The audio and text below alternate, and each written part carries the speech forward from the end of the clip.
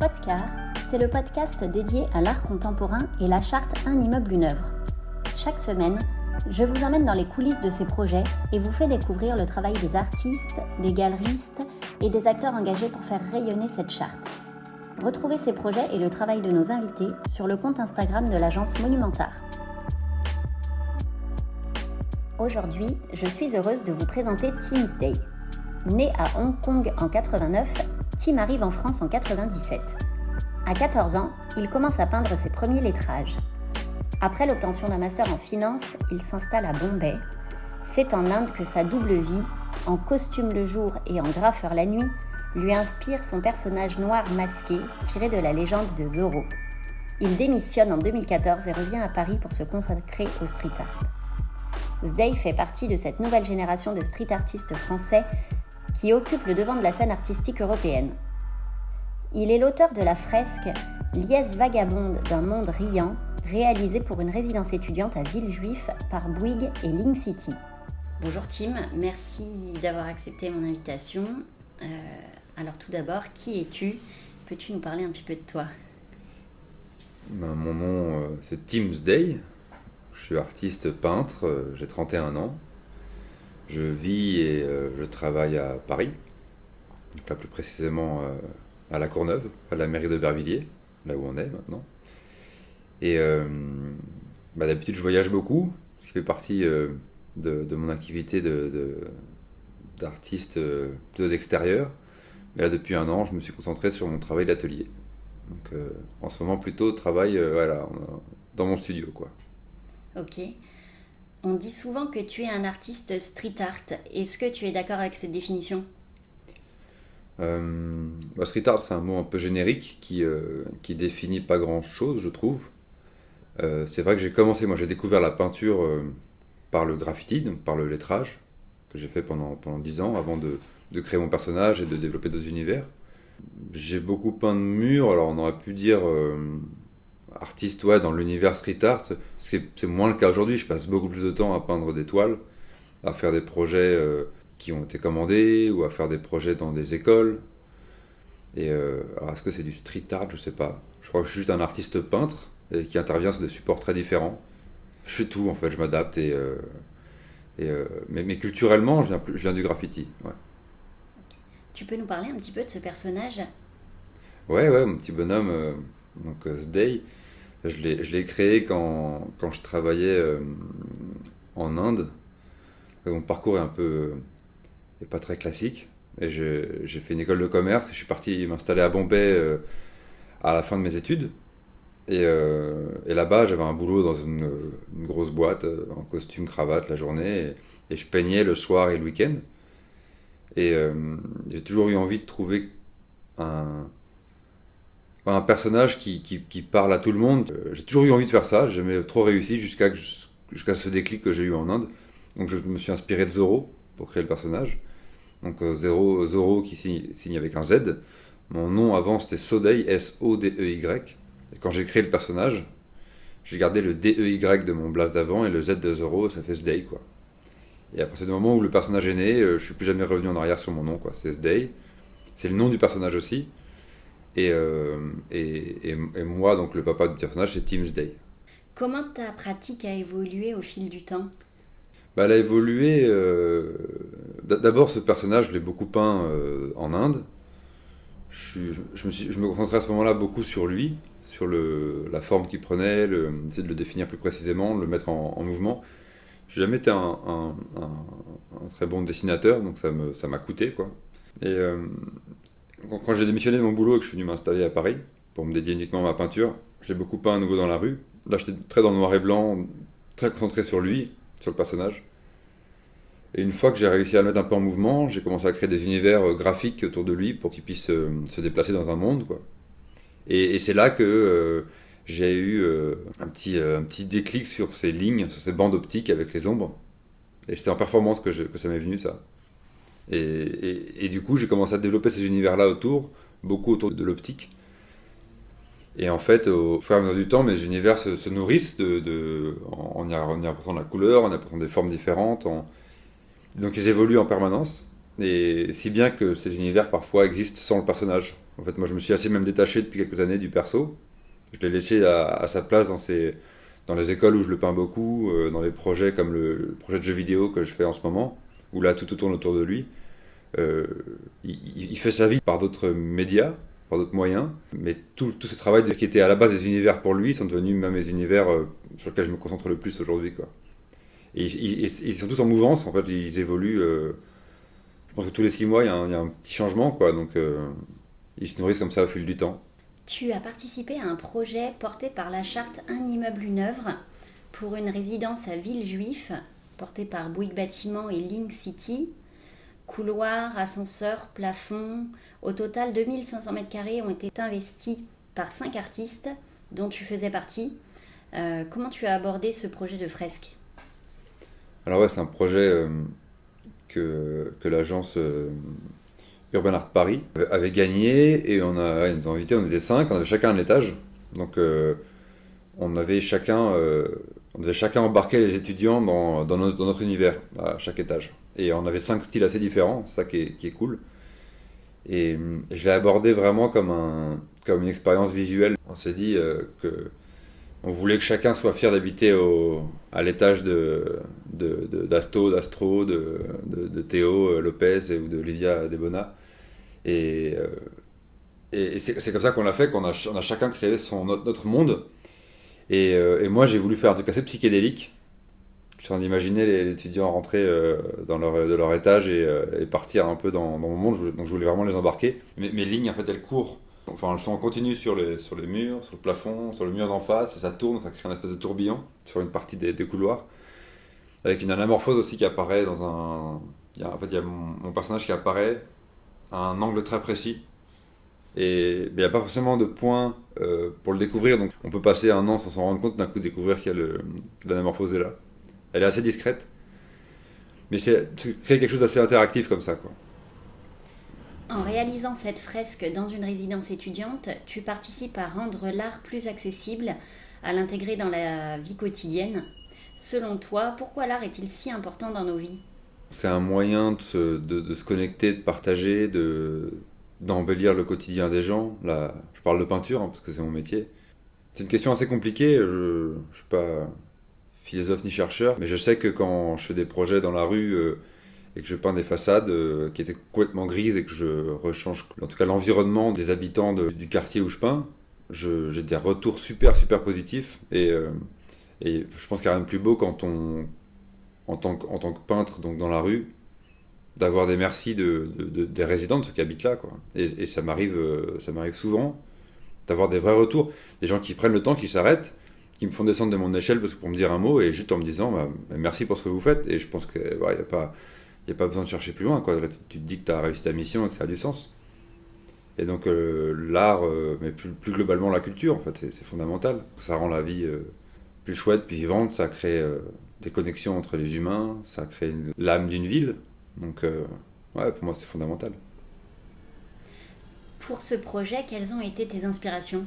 Bah justement, c'est dans le nom, c'est planqué dans le nom, les inspirations. Je suis parti sur des couleurs primaires et j'ai utilisé mes univers optiques pour construire la fresque. Donc la fresque s'appelle Liesse vagabonde d'un monde riant. L'idée c'était de partir sur des compositions de monde riant que j'ai complètement éclatées. Évidemment, il n'y a rien de très. Il n'y a aucun angle droit dans tout ce que j'ai fait. Moi, mon univers optique, c'est un jeu en fait, que je me suis créé. En fait, c'est des unités. Donc, tu as 3 bandes blanches et 2 de couleurs. Ça, c'est mon unité.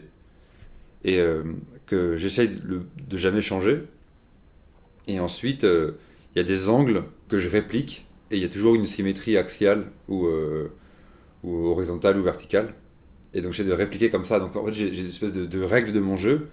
Et quand j'arrive dans un endroit, il y a un espace, donc une contrainte. Et je fais évoluer mes bandes en respectant les règles de mon jeu. Et donc je compose comme ça, en fait, en freestyle, quoi, enfin, sur le vif, quoi. Et donc en fait, moi, quand j'arrive le matin, je sais pas ce que je vais faire. Enfin, je sais pas ce que ça va donner, quoi. Je compose avec ce qu'il y a autour de moi, quoi, dans les règles de mon jeu. Donc voilà, ça c'est le contexte que j'avais avec les couleurs primaires de Mondrian. Et puis après, ça a donné ce que ça a donné, quoi. C'est assez fou, l'endroit est assez psychédélique. J'en suis super content.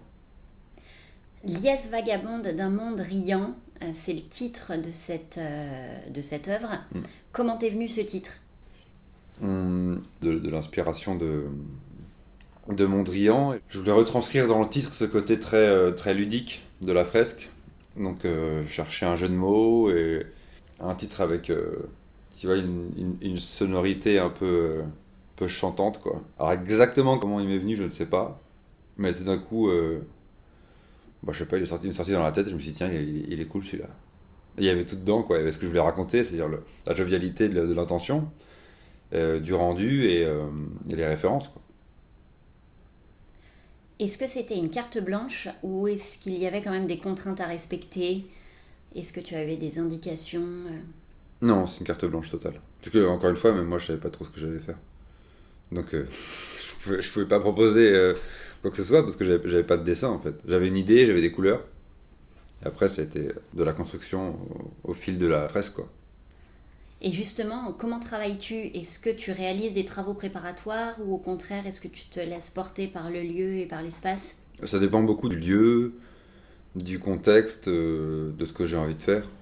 Il y a des endroits où mes formes géométriques sont millimétrées, où je veux que ça rentre pile poil, que ça flotte pile poil à tel endroit du mur. Donc là, c'est super contrôlé. Donc j'ai mon intention que je fais sur ordinateur, et après que j'adapte en live sur le mur. Mais là, du coup, c'est toujours très calculé, très millimétré. Toutes les bandes sont super parallèles, et j'ai des dimensions de largeur de bande, tout ça, ça bouge pas. Mais voilà, il y a des murs que je dois préparer. Et puis des murs comme ça, où quand c'est plus. Quand j'utilise mes lignes plus invasives, comme j'ai fait justement à Villejuif, là, je prépare rien parce que ça sert à rien en fait. Même modéliser le truc, c'est impossible, c'est un casse-tête pas possible. Il vaut mieux le faire direct, quoi. Après, il y a comme la fresque que j'ai fait en Irak, où là on avait 4 jours pour peindre la fresque. Bah, j'ai dû préparer un truc en amont. Alors j'ai demandé aux étudiants avec qui j'ai fait la fresque, donc les étudiants de la section des beaux-arts de l'université de Mossoul. Eux ont apporté plein d'éléments à eux dans mon dessin. C'était l'idée, c'était de faire une collaboration. Mais ma base était assez calculée. Parce qu'en 4 jours, t'as pas le temps de réinventer un univers sur un mur de 200 mètres carrés, quoi. Donc il y a parfois, voilà, le contexte, les contraintes font qu'il faut se préparer quand même pas mal. D'autres artistes ont travaillé en même temps que toi sur ce projet. Il y avait Astro, Olivia de Bona, Théo Lopez. Est-ce que cette proximité a eu une influence sur ton travail? Non, parce que comme je disais, j'étais dans mes règles, dans mon jeu, dans mon truc, je savais où j'allais. Tout ce que ça a fait, c'est que c'était cool de les voir et de boire des petits cafés avec eux et de se marrer, quoi. Et de passer les voir, voir leur étage évoluer aussi en parallèle, parce qu'on a des univers assez différents, donc c'est cool de voir comment chacun attaque son étage. Donc c'était chouette à vivre, mais je crois qu'on était chacun dans nos mondes. Il t'a fallu combien de temps pour réaliser cette œuvre? On a fait ça en 2 semaines, il me semble. Un peu moins. Mais ouais, quelque chose comme ça, quoi. Un peu moins de 10 jours. 10 jours. Ton travail est très coloré. Quelle est l'importance des couleurs pour toi? Bah justement, la couleur, en fait, elle est arrivée un peu plus tard. J'ai fait beaucoup de noir et blanc pendant un moment. Au départ, c'était sortir du noir et blanc. En fait, je passais ma vie avec du noir et blanc devant les yeux. Et à un moment, en fait, quand tu commences à mettre de la couleur, ça fait vachement de bien. Parce que du coup, tu passes tes journées dans des trucs beaucoup plus colorés. Et de plus en plus, en fait, mes univers s'ouvrent. Et la couleur rentre dedans. J'ai tellement de trucs à faire. Pour moi, la couleur, c'est... Déjà, c'est une infinité de possibilités pour explorer, pour développer et nourrir mes univers. C'est quelque chose d'universel dans tous mes voyages que je fais, où je prends des murs à droite à gauche dans le monde. C'est un moyen de parler avec des gens de cultures super différentes, sans partager même la même langue. J'ai peint des fresques avec des gens dont on parlait même pas la même langue, mais juste avec des couleurs et des sourires, on a fait un mur ensemble, quoi. Et c'est ce côté universel qui est magique, quoi. Comment choisis-tu les lieux où tu vas intervenir? Ben, c'est beaucoup sur des invitations, donc c'est des propositions souvent. Et sinon, quand c'est à l'étranger, que c'est des peintures dans la rue plus spontanées, ça nous est arrivé dans des projets de juste toquer à la porte et de demander si on pouvait peindre la maison de la famille qui habitait là. C'est assez spontané. Ça dépend tellement des projets, c'est dur de répondre à cette question. Comment les spectateurs ou les passants réagissent habituellement face à ton travail, souvent exposé dans les lieux publics? Bah, plutôt positivement, c'est ce que je disais tout à l'heure. La dernière expérience comme ça que j'ai eue, où vraiment on a été impressionné par les retours, c'était à Antibes.